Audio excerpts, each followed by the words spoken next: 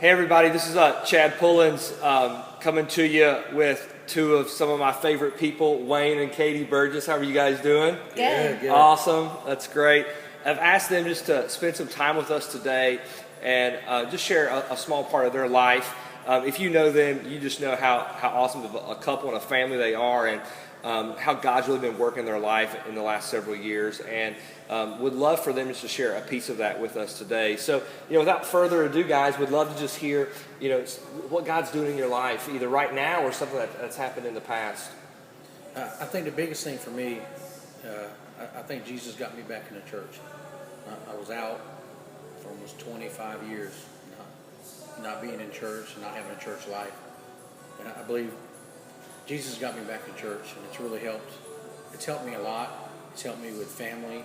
Yeah. And some of my responsibilities that I really wasn't living up to before. Right. Early in the marriage. And it's really hit home for me. Yeah. It's amazing how when we start pursuing a relationship with Jesus, how he doesn't just want us to just say something with our mouths, but he wants to be a part of every piece of our life. And he starts making all of our life look more like him. That's what it sounds like was kind of happening with that. Yeah, I think so. 'Cause I see a change in me. And Katie has mentioned it a couple of times too. And I can even see it at work, with my attitude towards people. Yeah.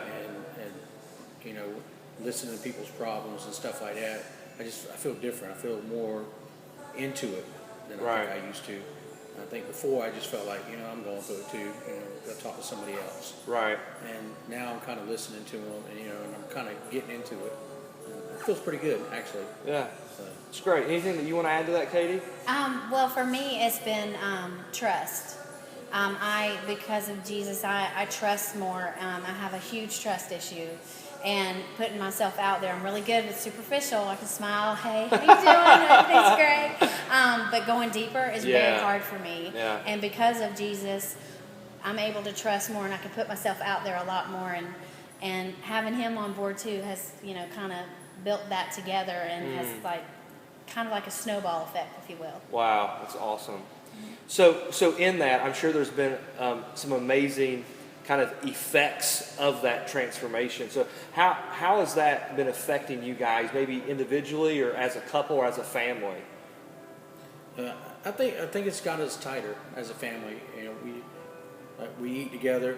In the kitchen we really didn't used to do that before. Mm-hmm. Yeah. And we do high note, low notes. We got that from you. Night. Right. It's awesome.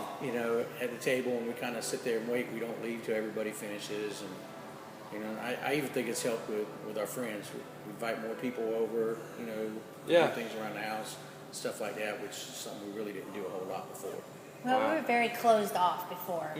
And so I think we both have just kind of opened up and been like, let's have these people over and things like that. Because before we were just so contained. And I think it was a lot of the way we were raised, both of us. It's like you take care of your own, you do your own, and now you just branch out.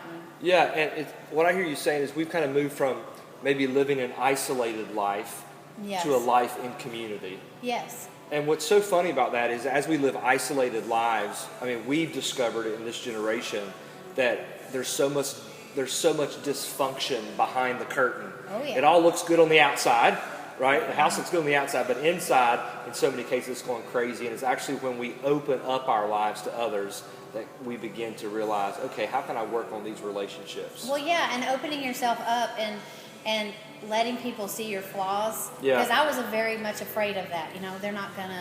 They're gonna think I'm a horrible person if I show them all the cracks and all the flaws and all because I have lots. Right. And Me too. it's not pretty. It's quite ugly. And just knowing Jesus and building that relationship with Wayne and our marriage, and that has just really helped me open up and say, okay, so this is what's going on with me, and people accept that, and it's nice.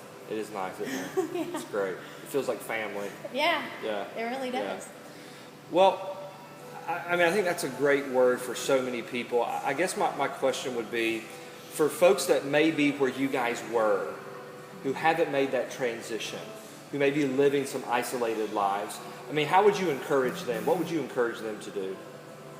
Go ahead.